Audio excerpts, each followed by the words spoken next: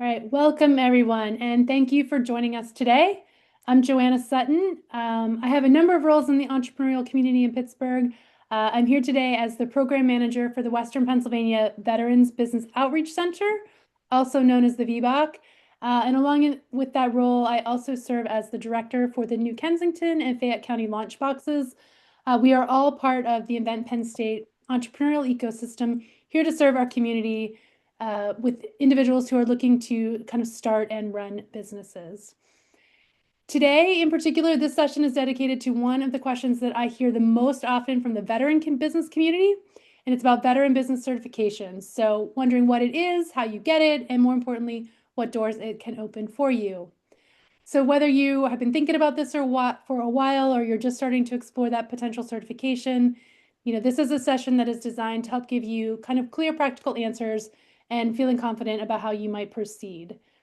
And with that, to kind of talk about the topic, we have Dave Pinkoski, who's a business opportunity specialist with the U.S. Small Business Administration, also known as the SBA. He has a wealth of knowledge on the veteran-owned business certifications, and he will be here to share that information with you along the way. So we can dive in. If you have any questions at any point, feel free to just type them into the chat Q&A. I will be monitoring that, and we can, at the appropriate times, pause, and or should have plenty of time at the end for questions as well. So with that, Dave, I will turn it over to you. Alrighty, great. Thank you so much, Joanna. Thank you everyone who's on the call today for joining and hopping on with us. Just wanted to turn my camera on for a sec. I will turn it off during the presentation, and then I'll kick it back on when we get to the Q&A. But as Joanna said, my name is Dave Pinkoski, and I'm with the U.S. Small Business Administration. So I'm really happy to be here with you today to talk to everyone about, vet certification and just kind of some of the things the SBA has going on. So I do want to give just a very, very brief, just like 5-minute background about SBA and who we are and kind of what we do, and then we will get into the vet cert. So just to give you an idea, the SBA, Small Business Administration, we are an actual federal agency. We fall under the executive branch of the federal government. Many times people think we're like a chamber or an economic development group or anything, or something like a local nonprofit. But nope, we're a federal agency. Headquarters is in DC with the rest of them. We have 10 regional offices, 68 district offices. My office is the Western Pennsylvania district office. We have 2 district offices in Pennsylvania just because we are so big and have so much land mass. We're kind of split right down the middle. So my office covers the 27 counties of Western PA. But our mission is to help small businesses grow, expand, recover, pretty much help people start businesses and stay in business and be successful. So really, no matter where you're at or what it is you're doing, where you are in your small business life cycle, that's the core mission of the SBA, to help people start, grow, expand, and recover. So we do a lot of counseling. We do a lot of outreach, trainings like these on all of our different certification programs and things like mentor-protege agreements and contracting and loans, which I'll mention a little bit of. We also fund the various partners that you see on the screen here. So like our Veterans Business Outreach Center and all the great work Joanna does at Penn State, we actually fund the small business development centers that some of you may have heard of. We have a women's business center at Chatham University, SCORE chapters. SCORE is the Service Corps of Retired Executives, where we actually fund people that volunteer their time to be mentors to help small business owners. So one of the really great things and cool things about SBA is that we're very easily accessible. We have a number of amazing partners that literally can help you with just about anything and everything you could possibly imagine while you're on your small business journey. So we have experts on all kinds of areas from all kinds of disciplines.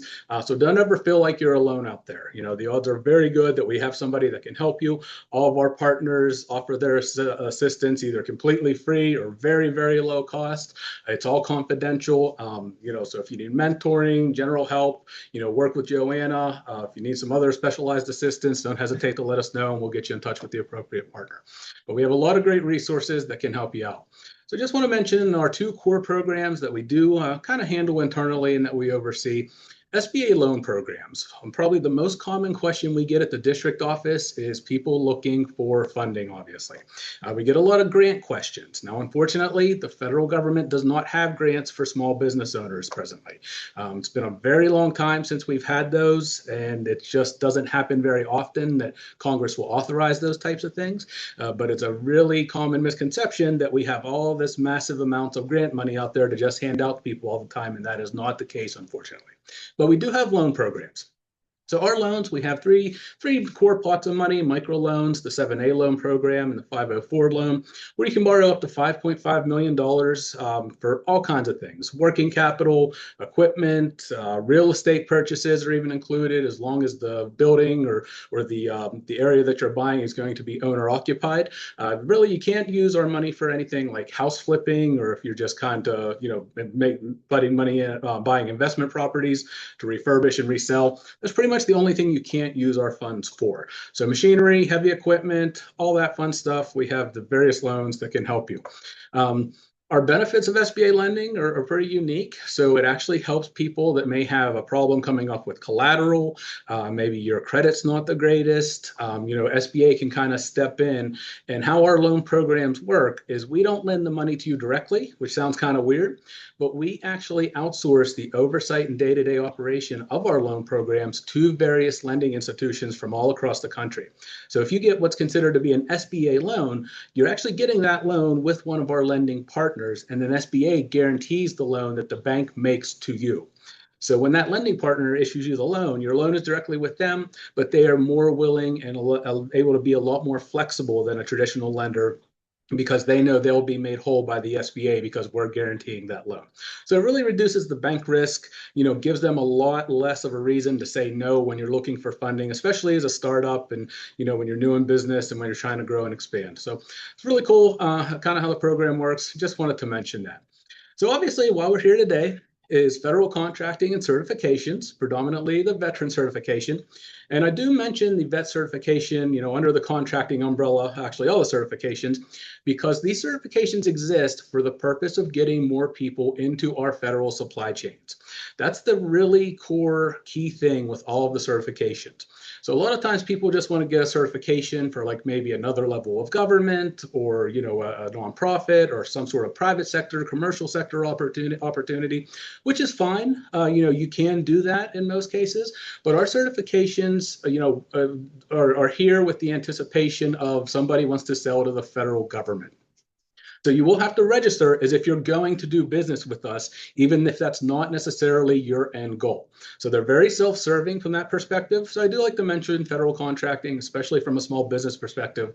If you haven't explored it yet, why might you want to? Well, obviously, vast markets. We are the world's largest purchaser of products and supplies. We buy anything and everything you could possibly imagine. Some really crazy off-the-wall things sometimes a lot of people never even realize. When dealing with military and former military personnel and formerly being professional soldiers, you understand those things, because we're not just buying off-the-shelf commodity type items. A lot of times we need those specialty products and services and a lot of very custom things for the military, the DoD, maybe NASA, just because we do have so much different stuff going on that the federal government does and is responsible for it. So it's a great way to generate additional revenue for your business. Federal contracting is really good to kind of fill in those gaps and help people, especially if you're kind of struggling in the commercial sector. And we saw it a lot during the pandemic. When COVID pandemic hit, things started tanking very badly in the commercial sector for a lot of our small business clients. But those that were already registered in the federal supply chains, especially like if you were in construction or things like that, they were able to sustain themselves very, very well, because they still had that federal those federal contracts to rely on. I always kind of use the example, like if you have if you do construction, and a bridge is going to fail or a dam is going to crack or something like that, that is still going to happen even if a pandemic occurs. Our military, as everybody on the call well knows, doesn't stop, operates 24/7, 365. In the case of the SBA and other civilian agencies, we are actually onboarding new staff, buying more computers and more setting people up to work remotely to help people with the different COVID loans and COVID programs. So the government obviously did not shut down during the pandemic. We may not have been out in our communities, but we're actually growing and adding staff and everything to help people get the assistance they need to navigate the pandemic, since something like that had never happened at that level before. So it's a great way to generate additional revenue. You can see past contract data, which is really cool. And probably the best thing about it is you're guaranteed to get paid. The Federal Prompt Payment Act dictates that all vendors that we have to be paid within 30 days of submission of a proper invoice. Most of our agencies pay well in advance of that, usually about 14 days, which is great.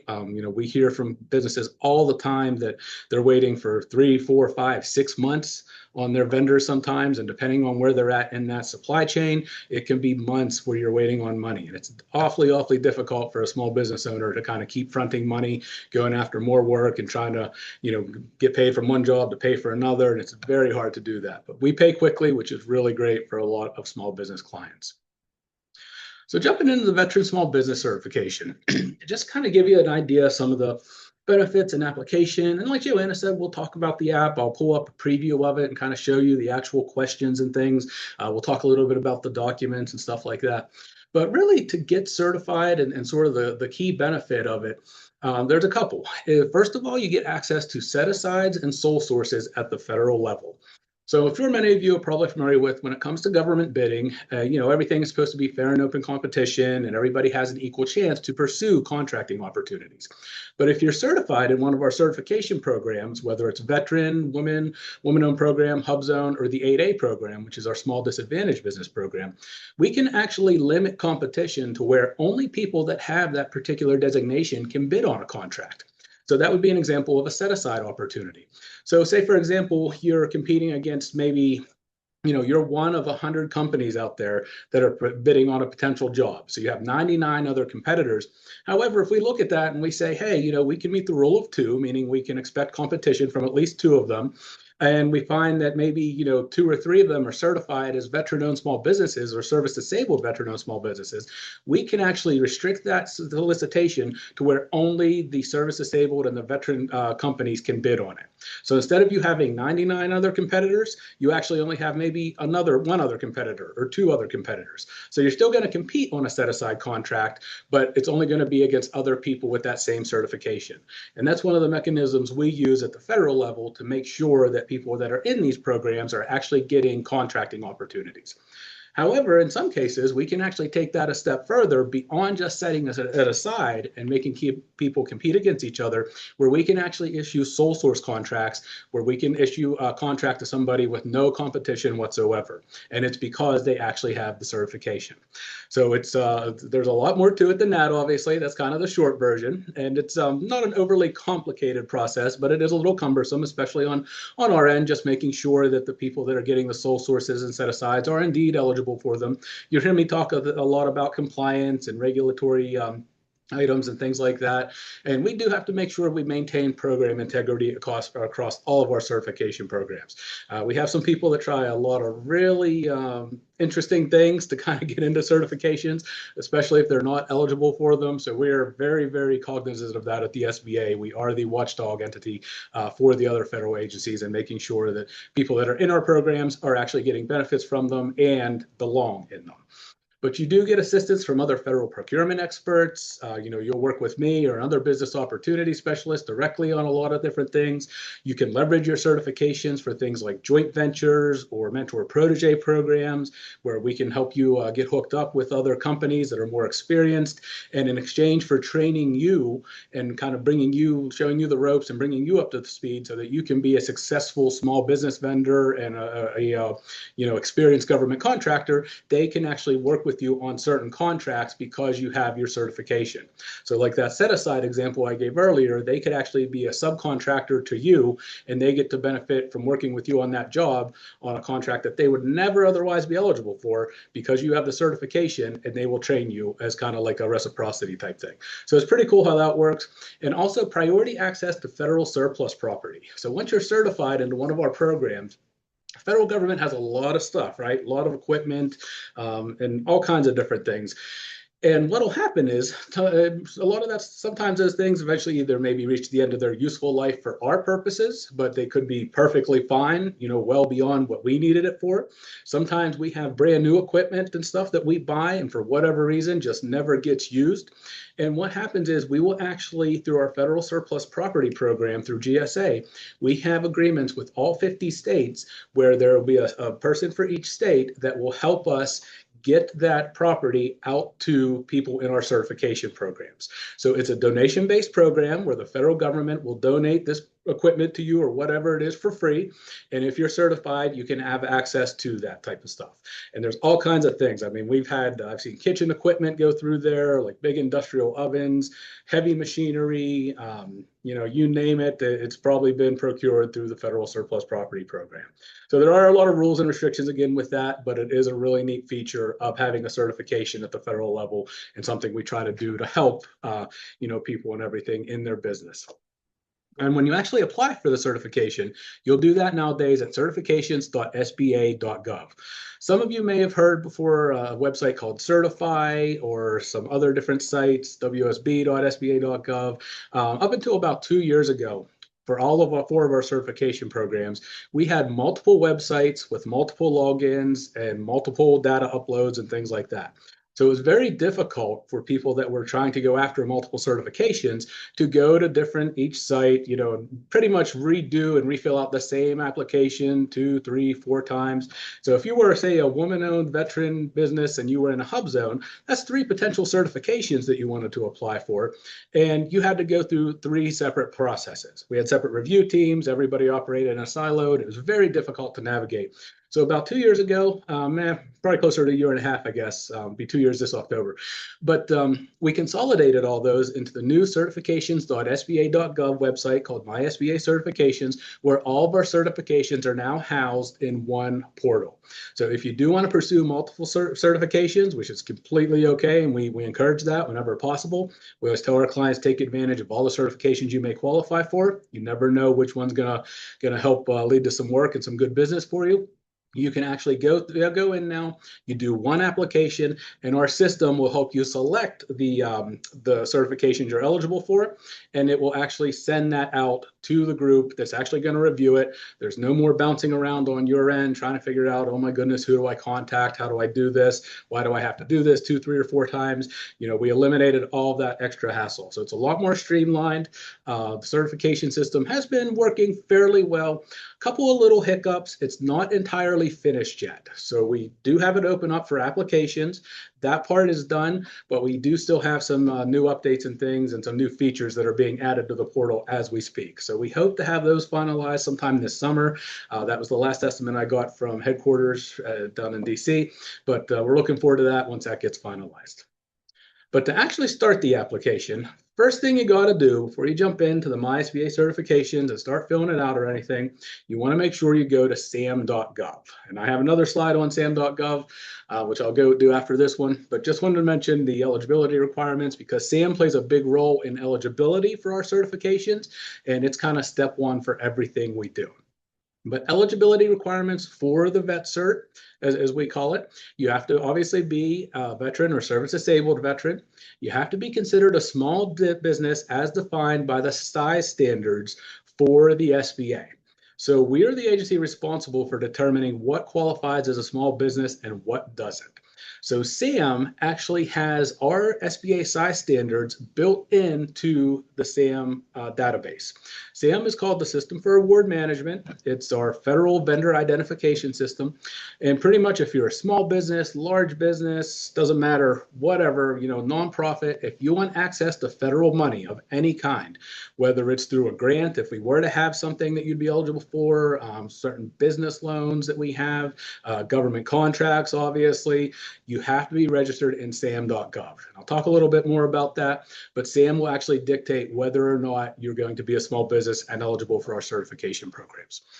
Really key thing with all of our certifications, and the vet 2 is included, that third bullet there, no less than 51% of the business can be owned and controlled by 1 or more veterans. You'll see that 51% ownership and control through all of our certification programs. It's very, very key for us. And if something's like 50-50, I see a lot of husband and wife teams, they'll do like 50% and they think, oh, okay, well, the husband's a vet and then the woman own, and they'll each get, they'll get both certifications. And that's not the case at all. It has to be 51% owned and controlled by the company, or by the individual. So that's not just ownership on paper. We want to see, we'll ask you for a resume. We're going to make sure that you can demonstrate accountability and actually run that business on your own. Now, that's not to say you can't hire an expert or somebody with more knowledge in certain areas and things like that. That's totally fine. But we want to make sure that the person that's claiming that status is actually the person that can run the company and should have the status for the business. And you can be either a service-disabled vet or a vet. Keep in mind, obviously, every service-disabled vet is automatically a veteran, of course, but not all veterans are service-disabled. If you have any questions about that, we can help you get in touch with the VA. They're the ones that do the service-disabled disability rating.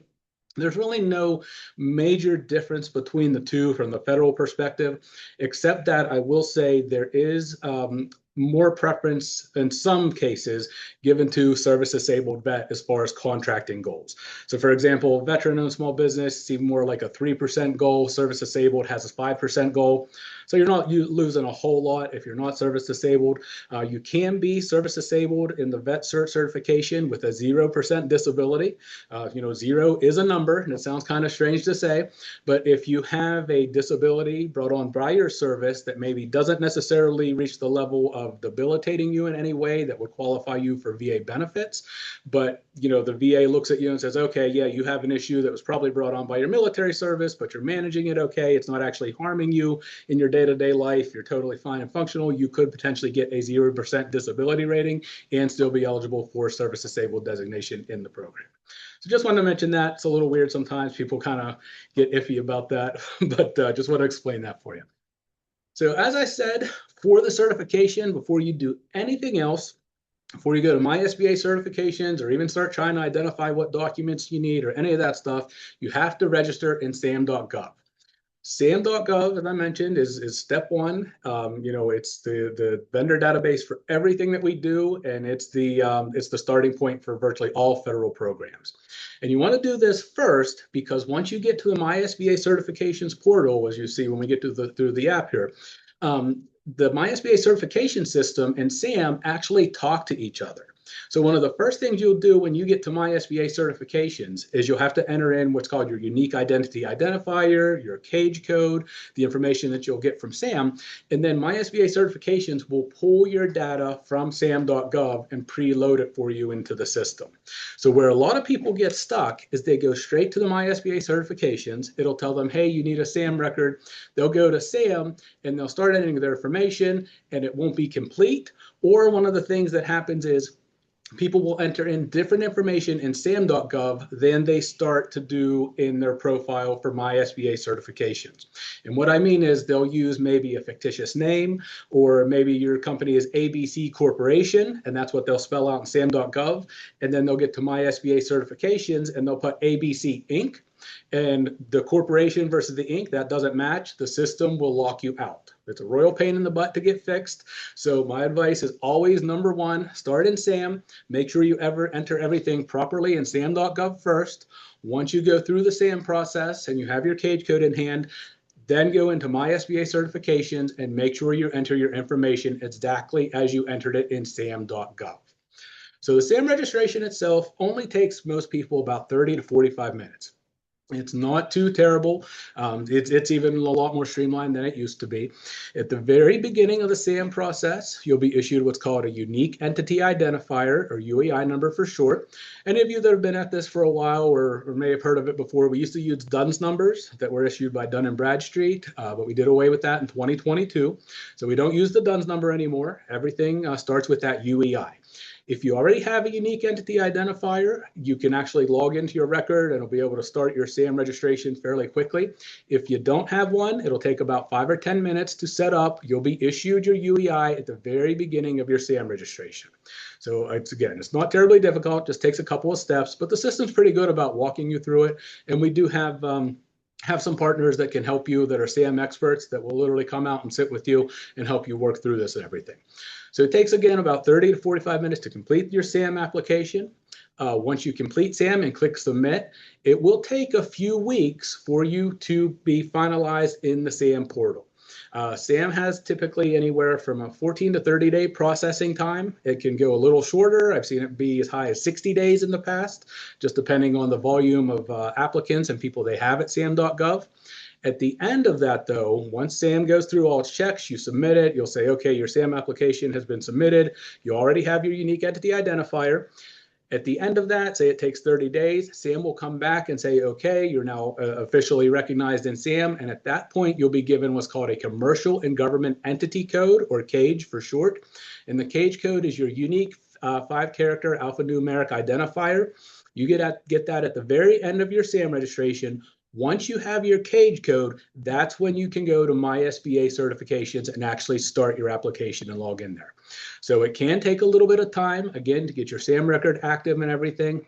If you try to do it ahead of time, it will lock you out. You need the SAM record first, make sure it's accurate, and you need to have that UEI and CAGE code in hand, especially that CAGE code. So think of the unique entity identifier. The UEI is just kind of like your pre-code, just to sort of get registered in SAM, and then the CAGE code is your official license to actually go be a federal vendor or go apply for one of our certification programs or whatever it is you want to do to work with the federal government. Okay, so that can be a little tricky for people, so just try to be patient. SAM does a pretty good job of telling you where your application is in the process. You'll be able to kind of log in and kind of check the status. You can even see on the little screenshot I have there, check entity status. It has a little check mark with these little green boxes as it works through kind of the flow of where your record is and the different steps it's taking. And when you do that, again, SAM will determine your small business size status for us.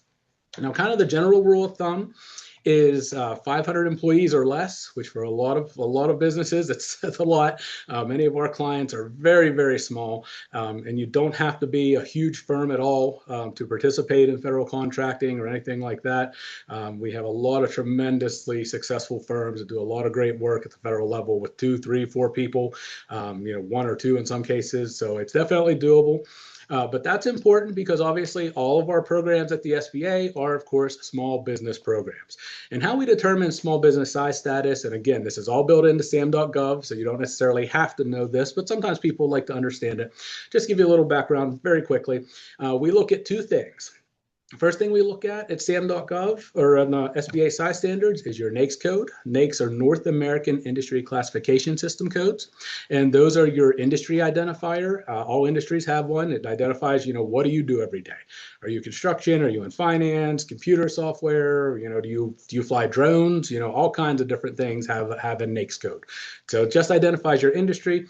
Then based on your industry, we look at one of 2 things. We look at your average annual receipts for the previous 5 years, or we look at your total number of employees. So some NAICS codes look at total sales for the previous 5 years as the status. So you could have like maybe, 15, 20, $30 million in sales and can be considered a small business if your NAICS code uses that designation. Other industries look at total number of employees. So it just depends.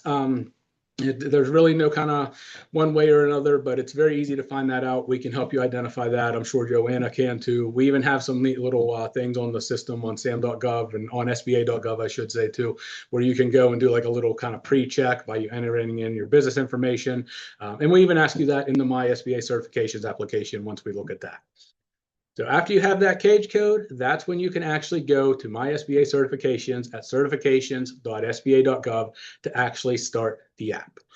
So pretty simple and straightforward. I'll go ahead and pull up the app and see if there's any questions. But just to finish up this PowerPoint, because I do have the application preview in a different document, because I send that straight from headquarters. I will make these available to Joanna to distribute to everybody, or if anybody wants to take a screenshot. These are our various small business resources for all of our partners in the region. You kind of saw, the Small Business Development Centers, the VBOC, obviously, with Joanna and her great team, the Women's Business Center, SCORE. The one I didn't mention, though, on the previous slide was our Apex Accelerators. They are our federal contracting partners that are actually funded by the DoD, Department of Defense. So they can help you with all things government contracting. One of the neat things about them is they work on the federal, state, and local levels of government. So they can help you navigate all those different sectors of governmental opportunities, which is really cool. And the reason I didn't have them on that other slide is, again, because they're actually funded by DoD, not SBA. So they're partners of ours, but since they're not officially funded partners, I didn't have them on that. But they do excellent work. They can help you with a lot of this stuff too, and really get into the weeds with you on some of these things if you get stuck. If I'm not available or anything like that at all, not a problem. And there is my contact info. Feel free to give me a call, shoot me an email. We do spend a lot of time out on the road.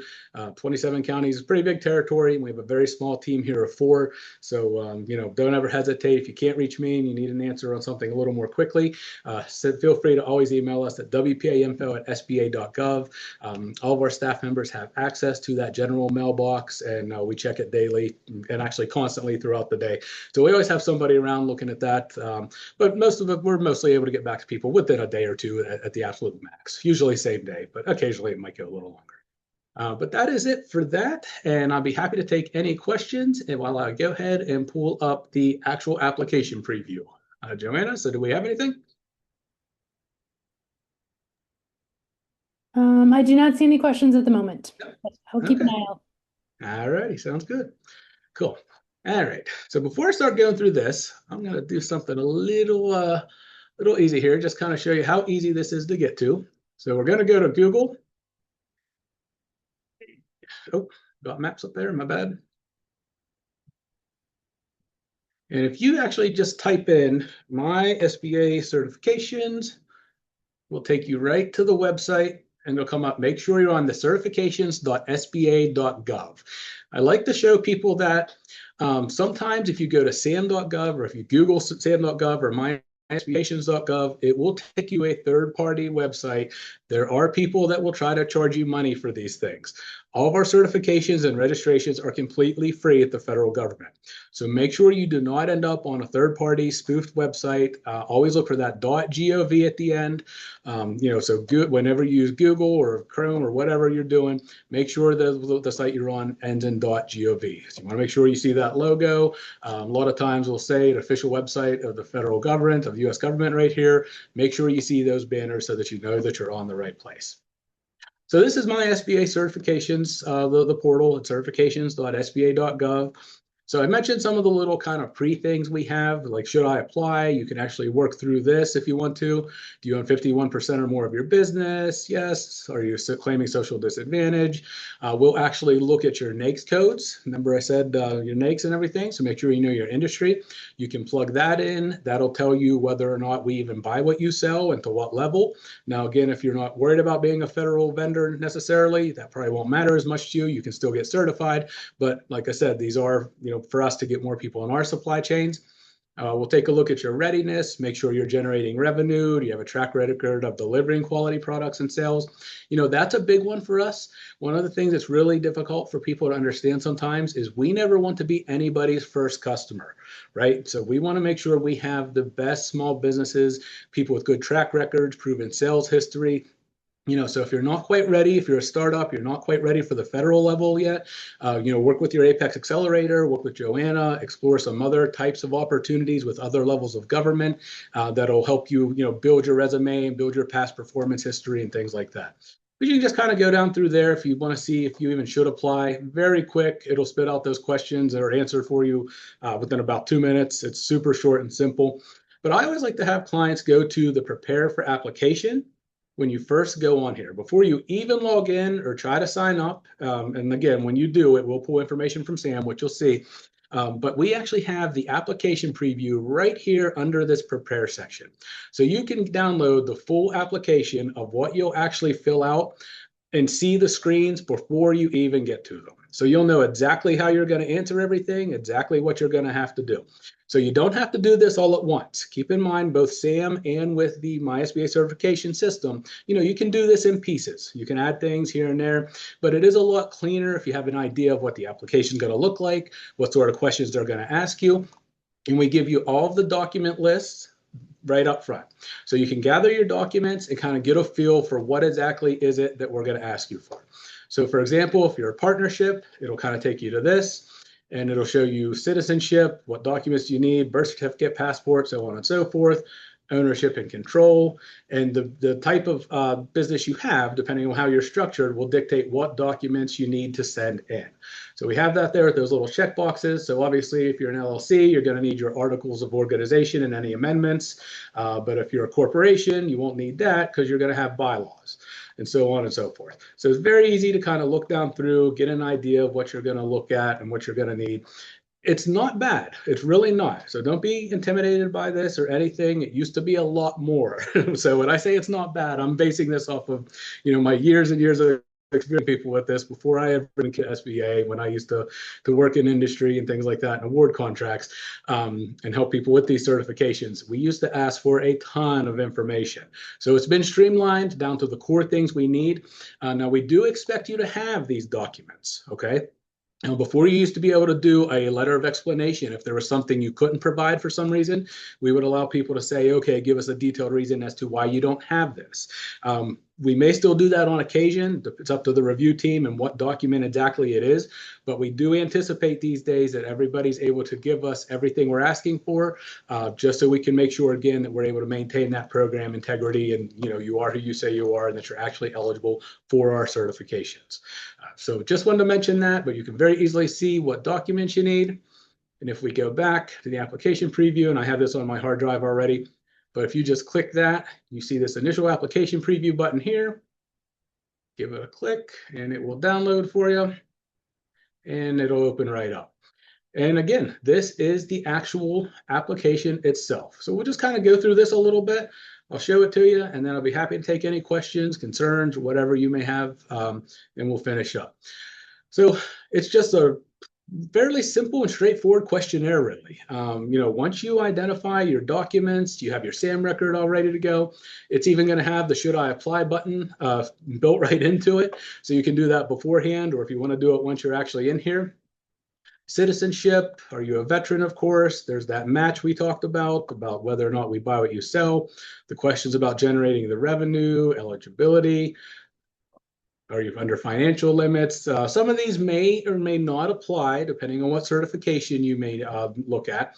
So even these slides actually are lean a little heavier towards the 8A application, but the vet one, if you don't need it, you'll still go through those things, but you can actually click NA or just kind of skip over some of the questions. So like I said, that was one of the things. The only thing I don't like, that I'm not 100% thrilled with right now, and I'm hoping they change it sometime soon, is being that we consolidated everything, they just kind of muddled some of the questions together for all the certification programs into one application. So we're still working through that a little bit, but it's not too difficult. You will have to invite people, delegates and things, test users. If you have other individuals that are going to be contributing to your application, or if your business has multiple owners, which is totally fine as long as the veteran has the 51% ownership and control. We don't care about what that other 49% is. So it could be a non-veteran. That's not a problem at all. But as you can see here, you'll get to this page where it's claim your business. Now, this is where I was talking about verify your business ownership in SAM.gov. It even says before you begin, ensure your SAM account is current and active. Make sure you have your information that you entered and it's your active in SAM. And it does say will not be available until it's been reviewed. So and activated, meaning the cage code. We don't actually use the word cage code on here. That's another thing that I've actually put into headquarters a couple times. It says cage if applicable, but you don't actually have an active SAM registration until your cage is in your hand. So make sure you have that cage code because we do ask for it here and it won't go through if you do not have it. But it'll pull your information in, and this is what I was talking about when you go to claim this, make sure that the business you're putting in is the one that matches your SAM profile, the one that you're putting into my SBA certification. So in this case, we have Uncle Buck's Organic Coffee. There's also an Uncle Buck's Flower Shop. So you just want to make sure you have the right one, that sort of thing. The DBA, if you have any of those, just make sure it matches. It'll tell you if the business has been claimed already. Sometimes what happens is we typically expect the business owner to be doing their certification since it's based on you as an individual. But sometimes in the vet cert or maybe the 8A or the women-owned program, since those are based on that specific person, you may have a designee or an employee might actually be managing your SAM record. So sometimes they'll go into one thing and claim your SAM record, but you're not actually going to be the person, they're not actually going to be the person populating the information. So you want to make sure you know who has access to all of your stuff. The owner of the business should typically have access to your SAM record and your certification portal. We're not a big fan of people just kind of giving that out. I mean, you can if you want to, but I've seen a lot of people get stuck because that employee leaves and they don't know, the owner doesn't know what that person did, or somebody leaves under bad terms and then they really mess with things. I've seen that more than once. So just make sure that you're keeping tabs on these things. Select intended program for application. This is where I kind of mentioned you can go through and sort of click which ones you're eligible for. SAM will actually help determine that when you populate your business information in sam.gov. And again, it'll pull that information. So some of these may even be grayed out for you, depending on what information you actually put in SAM. So they're still working again on some of the features. So it just might look a little different, but this is pretty much, they're sticking with from what I understand. So this is where you can assign a delegate if you need somebody to help you actually complete the application, especially in our with our veteran partners and firms. We see that quite a bit, especially service disabled vet. Maybe you have a primary caregiver, you're the service disabled vet, but unfortunately due to your military service, you may need a helper. So you may not be able to work the keyboard and type and everything and take care of this stuff. That is totally fine. So we just need to know that delegate, somebody's completing it on your behalf, just so we're aware of that and everything, and nobody's taking advantage of you and trying to do something they shouldn't be again. But that's really what it's all about. And you can assign somebody to help you with that. You can invite them, send invitations. This is where you actually select your business structure.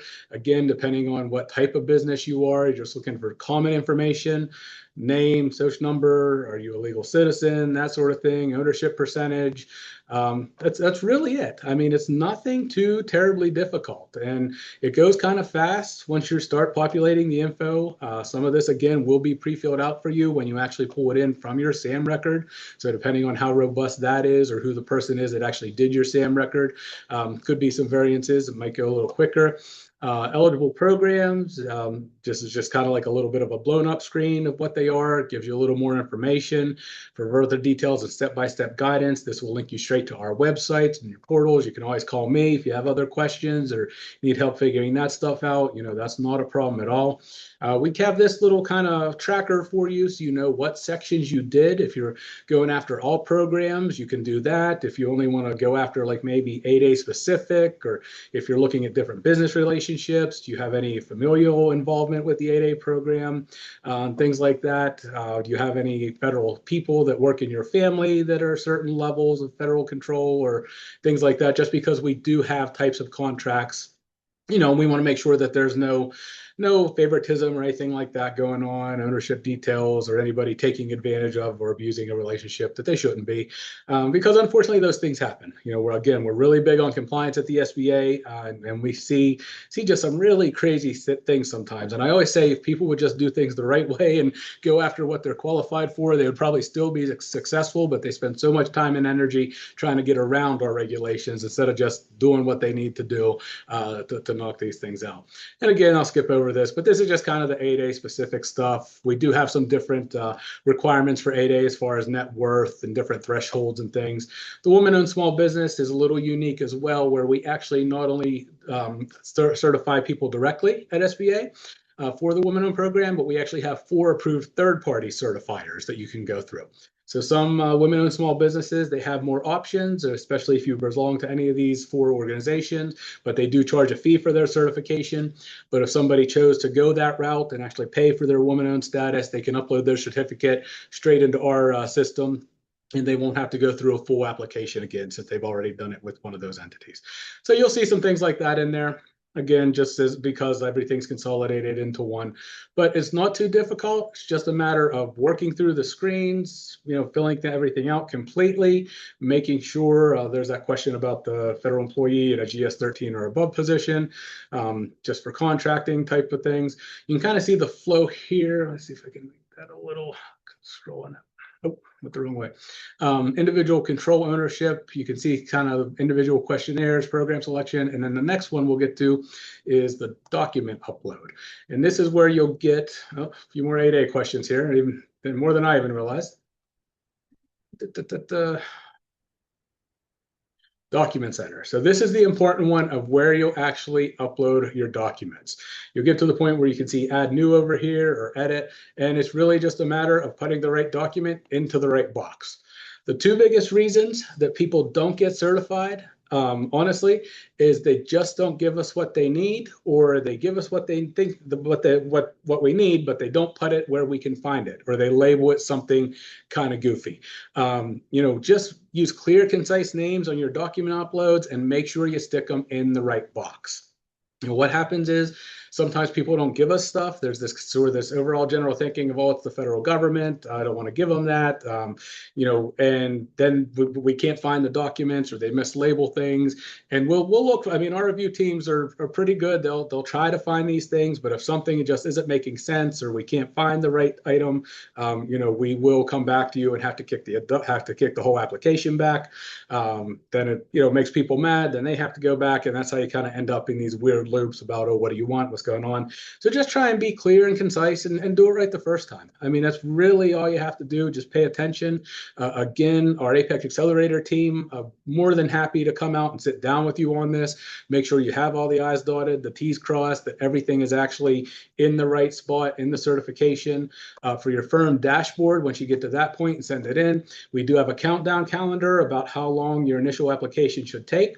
So it does vary. So typically, I will tell you the vet cert headquarters is really good with these, especially once you send in a complete application. If you do it right the first time, it's typically about 40 days, which is really, really good.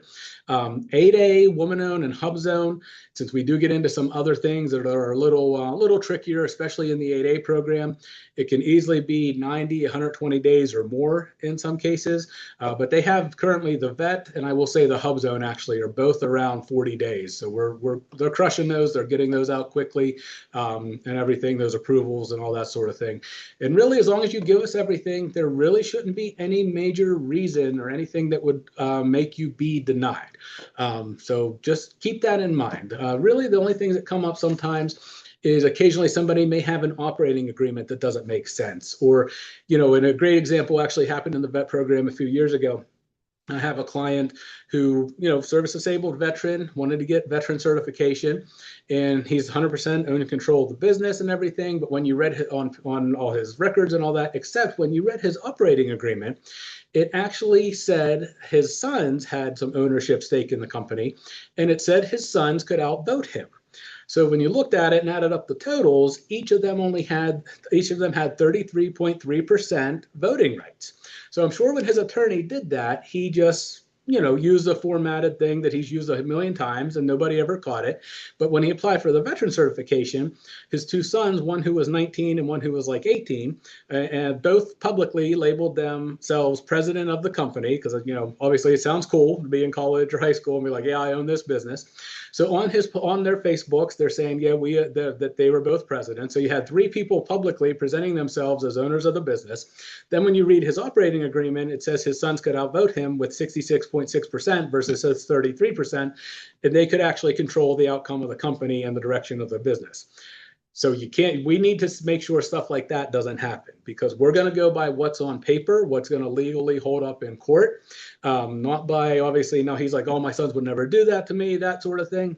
And it's great to say that and think that, and that may be true, but it's not going to hold up for our purposes either. So think of it kind of like a court case. What can you prove? What can you show? We're going to go by what's actually written in the operating agreement. So he actually got rejected and had to go back, and his sons had to put their legitimate profiles and stuff, because we look at even things like that, like your social media, to make sure that nothing weird is going on there and things. And he had to go back and redo his operating agreement to reflect and line up with all of his other documents. documents.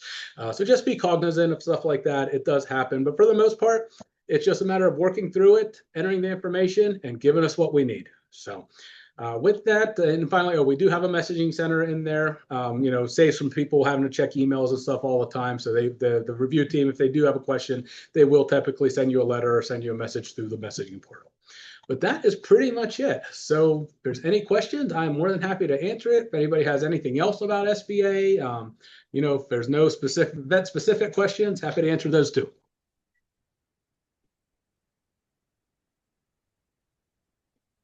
All right, I don't currently see any questions in the Q&A. Okay. I'll take that as you did a good job explaining how everything works. So last call for questions. If you can type them into the Q&A, it'll be like a last call to get those answered.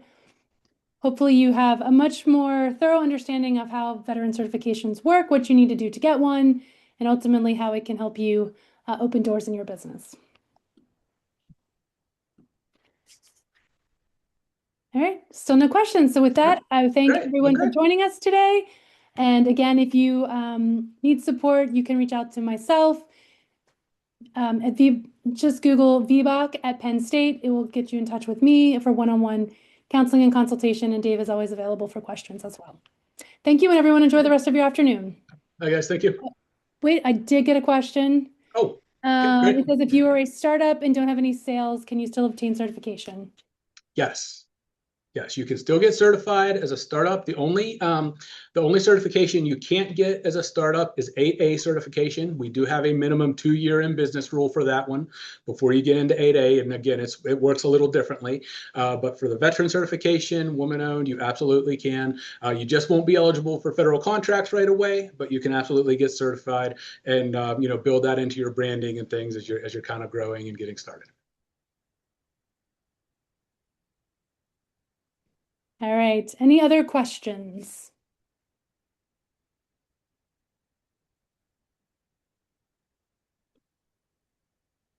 All right, I will give that a last call. So again, thank you everyone for attending this afternoon, and we look forward to working with you in the future. All righty, sounds good. Bye, everybody.